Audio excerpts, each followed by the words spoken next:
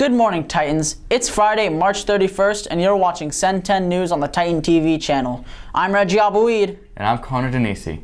Many marriages in the U.S. often end in divorce. While parents are hit hard by the separation, we often forget how it can affect children as well. Divorce among the United States has started to become more common than long-lasting marriages. First marriages have a 41% chance of ending in divorce, which increases to 60% for second and 73% for third marriages. My parents are divorced, and they got divorced when I was 4 years old, so I was pretty young. The hardest part was that I didn't really understand what was going on because I was so young, and I didn't know why, like my dad wasn't living with us anymore and all that. But I think it was a good thing that I was so young because I got used to it pretty quickly, and that's just kind of how I've grown up. Well, my mom actually put me in like children's therapy for a few years or a few months just to make sure that I was handling it okay, and I think that really helped. And really just kind of talking with my mom and kind of trying to understand what was going on was what helped the most. The advice that I'd give was that ultimately I'm not happy that my parents got divorced, but I understand that it needed to happen and that their relationship wasn't working, and my life probably would have been a lot worse off if they had stayed together because it would have just been not a good environment. And so at the end of the day, if they're getting divorced, it's a serious decision and they're making it for a reason, and it probably needs to happen, and it might lead to a better life for you and your parents because there'll be less conflict going on and all of that. So at the end of the day, I think it was a good thing and it needed to happen, and coming to that realization, it was the most important part of getting married. Children from divorced homes have more psychological problems than those who have lost a parent to death, and about 50% of children will experience a divorce before they turn 18. College is a vital part in pursuing a career, and most students have made the choice to go to college. But how do you go about picking the right college? We talked to Ms. Lassiter for more. There are several things that you need to do to get into college. First of all, if you are wanting to go to a four-year university, you actually will need to apply and complete your application for that particular college. You have to send them a transcript. You also have to send them test scores like an SAT or ACT. And then once they get all that information, they determine whether you meet their criteria for acceptance, and then you get information back from the college. If you're wanting to go to a two-year university or college like Collin College, then you apply and you send a transcript. The testing part is a little different. You actually test there on the campus for the community college, but you still have to follow a lot of the same rules. At Centennial, we actually have a really good tool that can help you kind of figure out what school you might want to go to. You definitely need to make sure that the college that you're looking at has what you might want to major in. You also want to think about the size of the school, where it might be located, and so we have Family Connection. Let me try. And on Family Connection, if you go to the Colleges tab, then you can actually go to one of these college research tabs, and you can actually put in what criteria you're looking for in a school, and it will actually look for matches that meet what size, major, how much you want it to cost, all those kinds of things. So some tools that you can use to help you decide what you might want to do as far as a career. So under the career tabs, there are several different kind of personality tests and career interest inventories where it asks you questions, and based on how you answer the questions, it will give you some good ideas of what might be a possible major for you. There are also a lot of scholarships and money through the government that you can apply for. One thing that everybody should take advantage of is FAFSA, which is Federal Grants and Loans, and everyone should apply and see what you might qualify for. All colleges have scholarships available, so whatever particular college you apply for, you should also see what scholarships they have available. So if you are willing to go into an ROTC program, where usually you will go into the military afterwards, that's kind of what they're hoping that you will decide to do. And then if you go into the military, there are GI Bills and other financial help if you choose to go to college either while you're in the service or when you decide to get out. We usually encourage you to apply to at least 4 or 5 colleges so that you have options. And so just follow your dreams and work at it, and hopefully it'll all work out for you. Extracurricular activities look good on a college application, like French Club, which last week had their annual crepe cook-off. On March 22nd, the French Club held their annual crepe cook-off. Students were given a chance to dive into French culture as they each made their own crepes.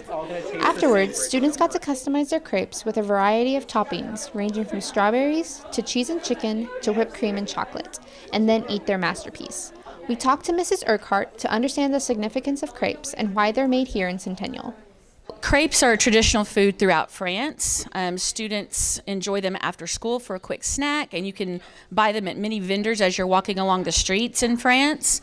Also, they have a holiday called le Chandeleur in February, where they make crepes and they flip them with their non-dominant hand to see what kind of luck they're going to have for the rest of the year. Most teens today are so caught up in consoles and electronics that they don't appreciate the classics. Like pinball. Caitlin Duran attended the Pinball Festival last weekend. Here's her story. The Texas Pinball Festival is where people from all over the world can come together and experience both old and new games. We talked with some experts to find out what the Texas Pinball Festival is all about. I became interested in pinball machines when I was very, very young. My great-grandfather used to take me to the local store, and they had a pinball machine in the back, and he used to give me money to play. And from the time I was 7 or 8 years old, I've been playing pinball. The thing about pinball machines brings out the best in people. I mean, you hardly ever hear of anything but positive stuff about pinball people. They're just fun to be around. I have always really loved pinball, and it's fun to come see these machines that you can't see at places anymore. For example, when I was a kid, you could go play pinball at every grocery store, every gas station, every movie theater, and there was these magical things called arcades where they had crazy machines, but I know that's not really much of a thing anymore. But here you can come and see these very inexpensively, and you get to meet a lot of cool people. There's a very widespread demographic of people, any kind of person you can imagine will be here. And it's really interesting to be able to bond with complete strangers, random people from all walks of life over one thing, something so simple, something so silly. It's a game, it's a toy, but yet it brings us all together in some way. That's crazy. You know, so I come from a time in the 1970s when we used to have pinball everywhere. And they were as common as Coke machines in your school, although they've taken those out, haven't they? They don't do Coke machines anymore. That's good, because that was like toxic sugar bad. And I just wanted to focus on something that unites people, that is whimsical and ties the generations and political people together, and has nothing to do with any of that. It's just fun, you get together, you play. It's just crazy, nonsensical, no point, no money in it, and that's good. I don't know, it's fun. 3 years ago, I wanted a new hobby, and I thought, why not pinball? So my dad still had those same 3 machines in storage. Took it out, figured out how it worked, just kind of poked around, didn't electrocute myself, and then realized, okay, I'm not dead, so I guess I can do this, and now I'm doing it. But here's the thing.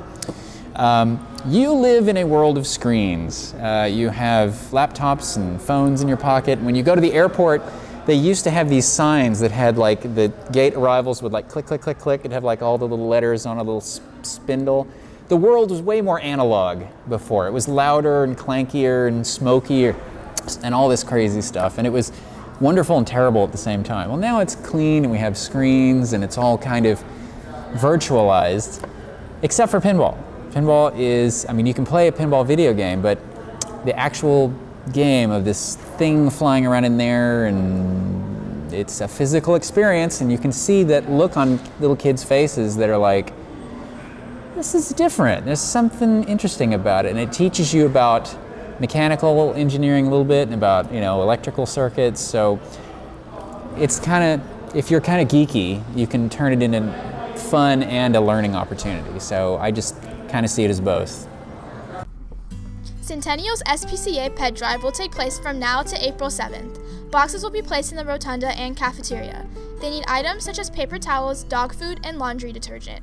For a complete list, visit our website at www.cen10news.com. There will also be a contest going on through the Student Council Twitter page. Student Council will post a funny dog photo with a tweet saying, "Caption this." The person with the most retweets will then get a free lunch off campus brought to them by Student Council. Whoever tweets a photo of them donating to the SPCA Drive and receives the most likes will also get an off-campus lunch brought to you by Stuco. Be sure to donate. Good morning, Titans. This is Mark Capizzer with your Titan Sports Update. The Lady Titans softball team topped Independence 8-7 last Friday, and on Tuesday they outplayed Heritage 9-5. The Lady Titans go up against Frisco in their second head-to-head game of the season tonight at 7 p.m. at Frisco High. On the other diamond, the Titan baseball team overcame Reedy 4-2 on Friday, and on Tuesday, the Titans walked off against Lone Star 5-4 as they scored 2 runs in the bottom of the 9th inning. Tonight, the Titans have a tough challenge as they contest the Knights at Independence at 7:30 p.m. The Titan boys soccer team took on Prosper last Friday in a match that would send them to the area round. The Titans played okay in the first half, with Will McLeod scoring a goal. However, the Titans trailed 2-1 at halftime and couldn't score in the second half, losing in the first round 2-1. Congratulations on another good season, Titans. Last Friday, the Lady Titans soccer team discharged Little Elm 8-0. Tonight, they continue their quest to repeat as they face off against Roy City at 6 p.m. at Jackie Hendricks Stadium in Princeton. Rachel May was able to catch up with some of our seniors. I've been playing soccer here for 4 years, 3 years on varsity and 1 year on JV. I was on JV freshman year, and then she bumped me up to varsity in the middle of my freshman year. I've been playing soccer for 14 years, and I've been playing soccer at Centennial for 4 years, 3 years on varsity and 1 year on JV. I think the season's going to go really well. We've been really strong and winning a lot of our games, so hopefully we'll make it really far like we did last year.